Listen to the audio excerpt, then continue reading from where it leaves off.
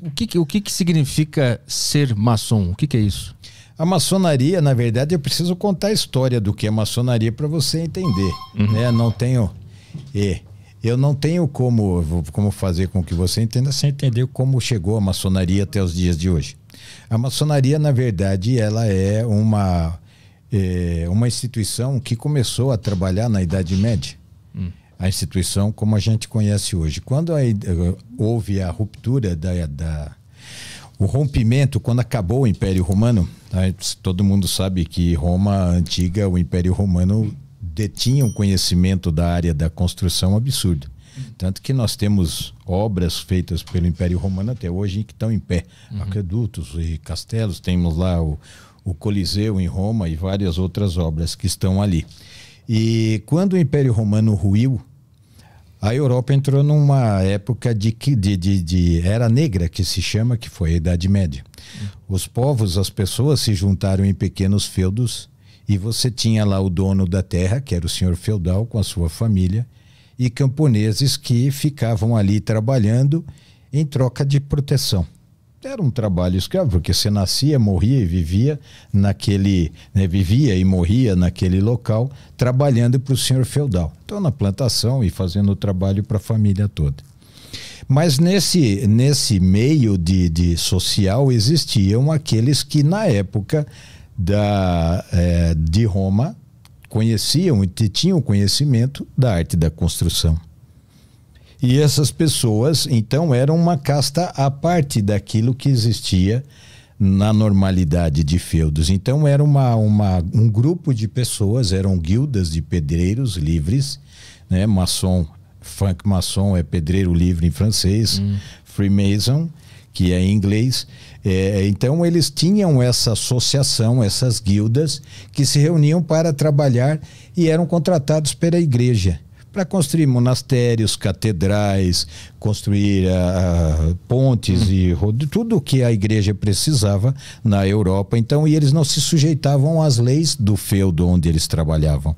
Eles sujeitavam-se diretamente ao Papa. A relação igreja e maçonaria, que é a arte de trabalhar na construção, né, que são pedreiros, era uma relação de assim, eu contrato você, você faz o trabalho que eu estou pedindo. E chamavam-se então pedreiros livres. Por quê? Porque você, fora do senhor feudal, era a única instituição, eram as únicas pessoas que podiam andar pela Europa livremente. Na verdade, o trabalho era um trabalho praticamente escravo, porque tinha algumas construções que levavam aí 80, 90 anos para que ela fosse realizada, finalizada. Então você tinha 2, 3 gerações de pessoas que ficavam trabalhando. Então eles eram os únicos que tinham o conhecimento de como construir coisas. E aí esse segredo, para que eles tivessem essa liberdade que os outros não tinham, eles mantinham um segredo. Então é assim, eu sei trabalhar, se todo mundo soubesse fazer alguma coisa na área da construção, eles perderiam essa liberdade. Então, o segredo que a gente detém hoje na maçonaria, na verdade, é uma tradição desse tempo. A maçonaria foi assim operativa. Até 1666, em Londres, teve um grande incêndio que destruiu uma boa parte da cidade, quase a cidade inteira. Então, muitas dessas guildas, né, desses grupos de pedreiros, se dirigiram para a Inglaterra, para Londres, para reconstruir a cidade.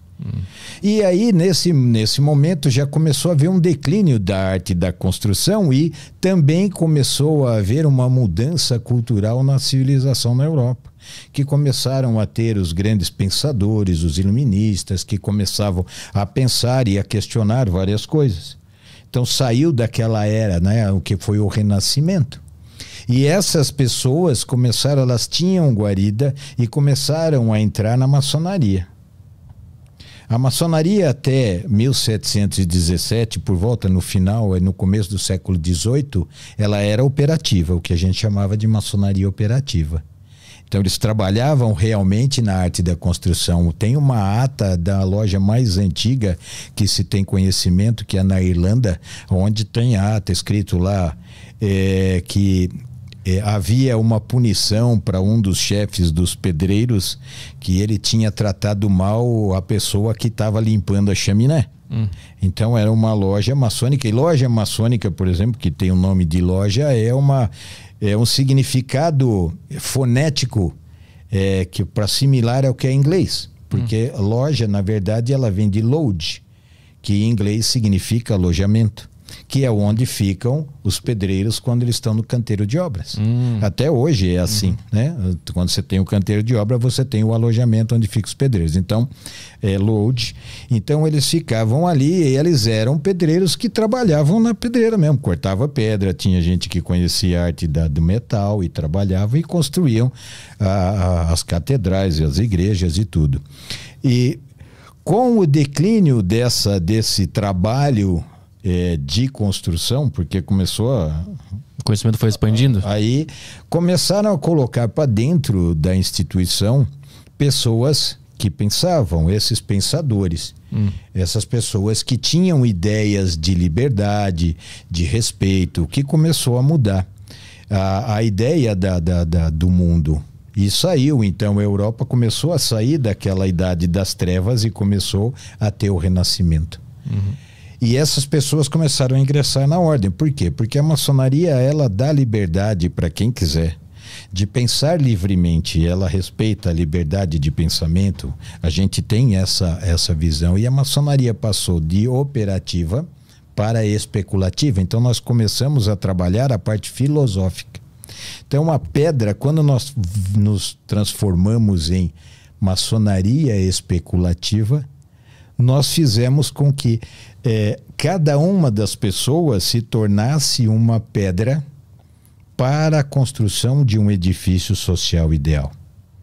Então mudou a parte filosófica, então de pedra que faz a construção, o ser humano passou a ser uma pedra, filosoficamente falando, para ser um construtor de um edifício social ideal. E o que nós trabalhamos dentro da maçonaria, nas nossas sessões?